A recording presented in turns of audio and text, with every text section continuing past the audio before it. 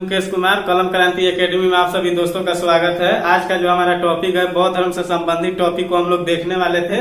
इसके पहले बौद्ध धर्म से संबंधित एक वीडियो डाला गया है, अगर जो नहीं देखे हैं डिस्क्रिप्शन में इसका लिंक दे दिया जाएगा, आप वहां से जाके देख सकते हैं। दोस्तों हम बता दें कि ये बौद्ध धर्म का दूसरा टॉपिक है। इसके फर्स्ट टॉपिक में थोड़ा सा संक्षेप में हम बता दे रहे हैं। वहां पे हम लोग गौतम बुद्ध का जीवन परिचय देखे हुए थे, बौद्ध धर्म का स्थापना कैसे होता है, किनके द्वारा किया जाता है, गौतम बुद्ध का जन्म कब होता है, उनके माता पिता का नाम क्या होता है, उनका लालन पालन कैसे होता है, कब उनकी शादी होती है, गृह त्याग कब करते हैं, और जब वह गृह त्याग करने के लिए अपना घर छोड़ते हैं तो वह कौन कौन से दृश्य को देखते हैं। यानी इन सारी चीजों को हमने फर्स्ट वीडियो में देखा है। वहां से अगर जो दोस्त नहीं देखे हैं वहां से आप जाके फर्स्ट वीडियो इसका देख सकते हैं। और ज्यादा समय नहीं लेते हुए सेकंड जो इसका टॉपिक है, आइए जब गौतम बुद्ध की मृत्यु होती है, फर्स्ट वीडियो में वहां तक पढ़ाया गया है। और उसके बाद में जब यहाँ पे सेकंड वीडियो में हम पढ़ाएंगे तो यहाँ पे बोर्ड पे आप लोग ध्यान दीजिएगा। जब गौतम बुद्ध की मृत्यु हो जाती है तो बौद्ध धर्म के दो अनुयायी शासक होते हैं। अनुयायी शासक का मतलब यानी उस संगठन में काम करने वाला उनका सेवक। यानी बौद्ध धर्म के दो अनुयायी शासक होते हैं, एक होता है भिक्षुक और एक होता है उपासक। भिक्षुक का मतलब कि जो बौद्ध धर्म के प्रचार प्रसार करने के लिए जिन्होंने संन्यास ग्रहण कर लिया है, यानी संन्यास ग्रहण का मतलब हो गया कि उसको अदर किसी काम से मतलब नहीं है, बस उसको धर्म का प्रचार प्रसार करना है। और भिक्षु का अगर अर्थ हम सरल भाषा में समझे तो भिक्षु का अर्थ भिखारी होता है। वैसा भिखारी नहीं कि जो भिक्षा मांगने के बाद में अपना तो जीवन यापन करता ही हो, उसके साथ साथ अपने बाल बच्चा का भी जीवन यापन करता हो। यहाँ पे उस भिखारी से तात्पर्य नहीं है, यहाँ पे उस भिखारी से तात्पर्य है, भिक्षु का मतलब उस भिखारी से तात्पर्य है जो भिक्षा लेकर सिर्फ अपना जीवन यापन चला सके। यानी उसे उतना ही भिक्षा की जरूरी है जितना से वो अपना जीवन यापन कर सके और बौद्ध धर्म का प्रचार प्रसार कर ले। तो अगर क्वेश्चन में पूछ दिया जाए कि बौद्ध धर्म के दो अनुयायी शासक कौन कौन थे, तो भिक्षुक हो जाएगा, उपासक हो जाएगा। हालांकि यहाँ पे ये क्वेश्चन नहीं पूछता है कि भिक्षुक किसे कहते हैं, लेकिन इसको थोड़ा सा हम लोग नॉलेज के लिए यहाँ पे समझेंगे। तो भिक्षुक का मतलब हो गया कि बौद्ध धर्म के प्रचार के लिए जिन्होंने संन्यास ग्रहण किया वह भिक्षुक कहलाता है। और दूसरा जो इनका सेवक था वो उपासक था। उपासक यानी गृहस्थ जीवन व्यतीत करते हुए। गृहस्थ जीवन का तो मतलब आप समझते हैं, गृहस्थ जीवन का मतलब यानी अपना सब काम करते हुए, अपना मान लीजिए कि जिसके पास अपना खेती बाड़ी है, खेती बाड़ी करना, अपने बाल बच्चा को पढ़ाना लिखाना, यानी इन सभी कामों को करते हुए जो बौद्ध धर्म का प्रचार प्रसार करता था लोग, उन्हें हम उपासक कहते थे। बौद्ध धर्म में हम उन्हें उपासक कहते थे। तो इनके दो सेवक थे। एक थे कि जो संन्यास ग्रहण करके अपना बौद्ध धर्म का प्रचार प्रसार किया करते थे, जिन्हें हम भिक्षुक बोलते थे, और सरल भाषा में भिक्षुक का अर्थ भिखारी होता है। और एक इनके अनुयायी शासक उपासक थे जो अपना गृहस्थ जीवन व्यतीत करते हुए बौद्ध धर्म का प्रचार प्रसार करते थे।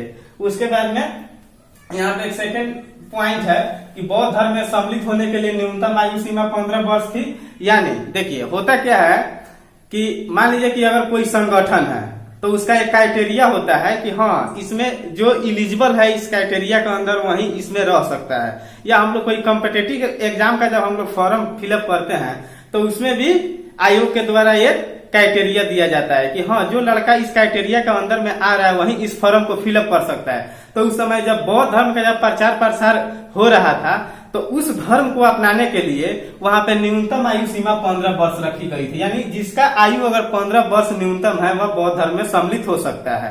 तो ये सेकंड पॉइंट हो गया कि बौद्ध धर्म में सम्मिलित होने के लिए न्यूनतम आयु सीमा 15 वर्ष थी। यहाँ पे तीसरा नंबर पॉइंट है कि बौद्ध धर्म के त्रिरत्न, यहाँ से ज्यादातर क्वेश्चन पूछा जाता है कि बौद्ध धर्म के त्रिरत्न कौन कौन है।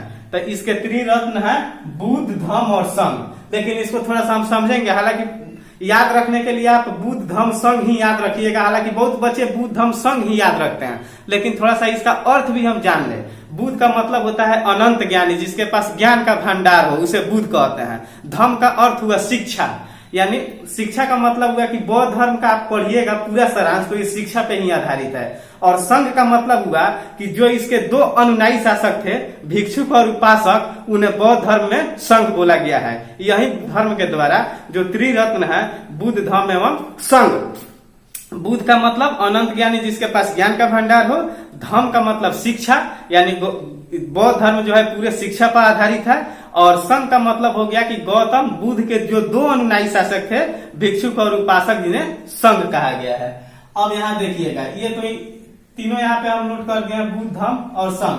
अब देखिए प्रथम बौद्ध संगीति, यहाँ से क्वेश्चन 100 नहीं 110% है कि कहीं से ना कहीं से वह चाहे कोई एग्जाम हो, बीपीएससी हो, रेलवे हो, एसएससी हो, यहाँ से ज्यादातर क्वेश्चन पूछा जाता है कि प्रथम बौद्ध संगीति कहाँ हुई, उस समय किसका शासन था, द्वितीय बौद्ध संगीति कहाँ हुई, किस जगह पर हुई, यहाँ से क्वेश्चन ज्यादा पूछता है। ये तो हम लोग थोड़ा सा मान के चले कि कहानी के आधार पे इसको पढ़ रहे हैं, तो लाइनिंग बाई लाइनिंग थोड़ा सा चलते हैं कहानी के आधार पे, तो ज्यादा से ज्यादा समझ में आता है। यहाँ से क्वेश्चन ज्यादा पूछा जाता है प्रथम बौद्ध संगीति। तो प्रथम बौद्ध संगीति 483 ईसा पूर्व, जगह राजगिरी में होता है, उस समय किसका शासन, अजात शत्रु। ये भी क्वेश्चन में पूछ देता है डायरेक्ट, आपको यहाँ से इस तरह भी पूछ देगा कि प्रथम बौद्ध संगीति जो 483 ईसा पूर्व हुई थी, उस समय किसका शासन था, तो अजात शत्रु। तो यहाँ से इन चारों बौद्ध संगीति को आपको हमेशा दिमाग में नोट करना होगा, और यहाँ से ज्यादातर क्वेश्चन पूछा जाता है। तो प्रथम बौद्ध संगीति 483 ईसा पूर्व, किस जगह पे, राजगिरी, उस समय किसका शासन था, अजात शत्रु। द्वितीय बौद्ध संगीति 383 ईसा पूर्व, जगह कौन सा, तो द्वितीय बौद्ध संगीति वैशाली में हुआ, और उस समय किसका शासन, कालासुर। तृतीय बौद्ध संगीति कब होती है, 255 ईसा पूर्व, किस जगह पे, पाटलिपुत्र, और उस समय किसका शासन था, अशोक।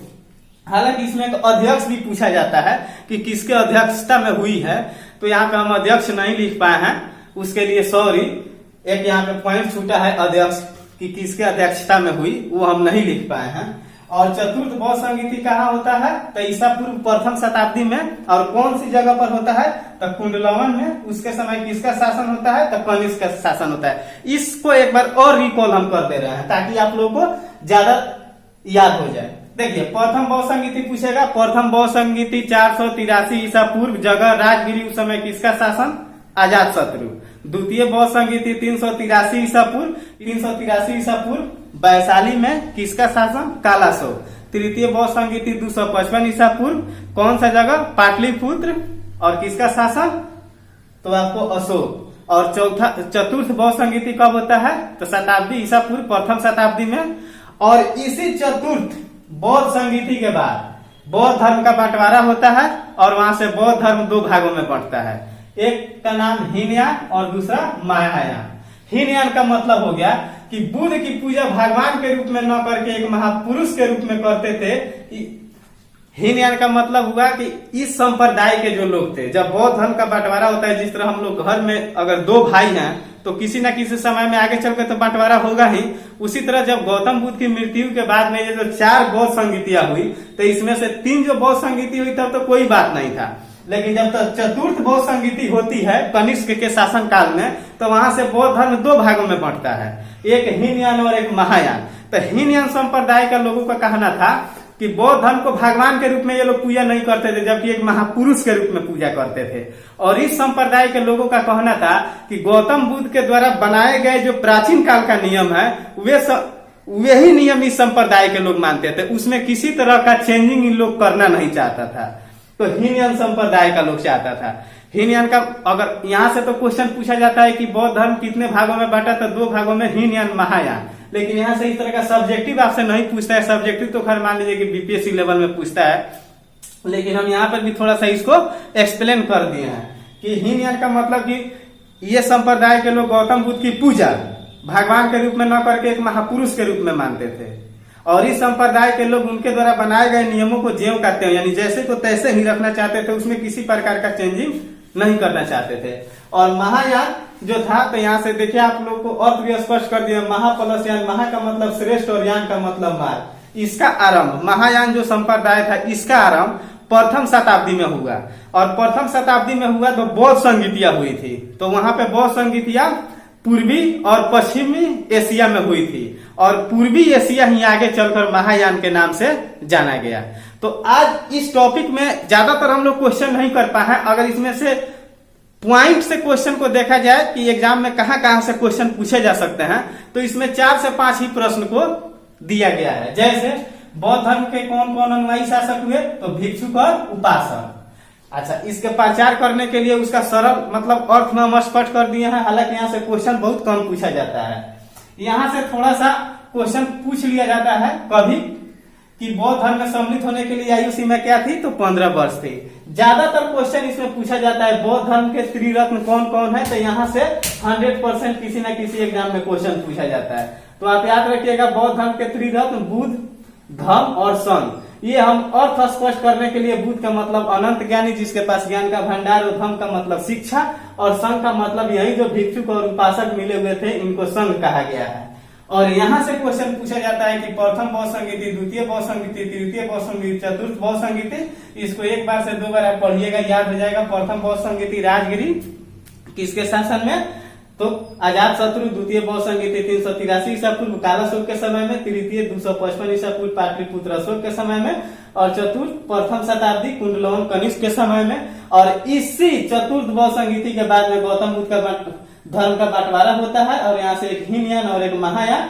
हीनयान का मतलब ये लोग भगवान की पूजा नहीं मानते हुए महापुरुष के रूप में मानते थे। और ये प्रथम शताब्दी में पूर्वी और पश्चिमी एशिया में बौद्ध संगीति हुई थी, जिसमें पूर्वी एशिया का ही नाम आगे चलकर महायान पड़ा। एक पार्ट इसका वीडियो और आएगा जिसमें पूरा इसका गौतम बुद्ध से संबंधित जितने भी सारे प्रश्न है टोटल हो जाएगा। तो एक वीडियो इसके बाद और डाला जाएगा। अगर आप लोगों को समझ में आ रहा हो तो चैनल को सब्सक्राइब करें, अगर नहीं समझ में आ रहा है तो कोई बात नहीं, उसके लिए हमारे तरफ से कोई प्रेशर नहीं है कि आप मेरा चैनल सब्सक्राइब ही कीजिए। अगर लगे कि हाँ अच्छा मुझे लग रहा है इनके द्वारा पढ़ाया गया हमको समझ में आ रहा है, अगर 10% भी आपको लगे कि हाँ अच्छा है तो सब्सक्राइब कीजिए, नहीं तो कोई बात नहीं। तो नेक्स्ट वीडियो में हम मिलते हैं, इसका 3rd पार्ट में पूरे को टॉपिक को हम लोग खत्म करेंगे। तब तक के लिए थैंक यू सो मच।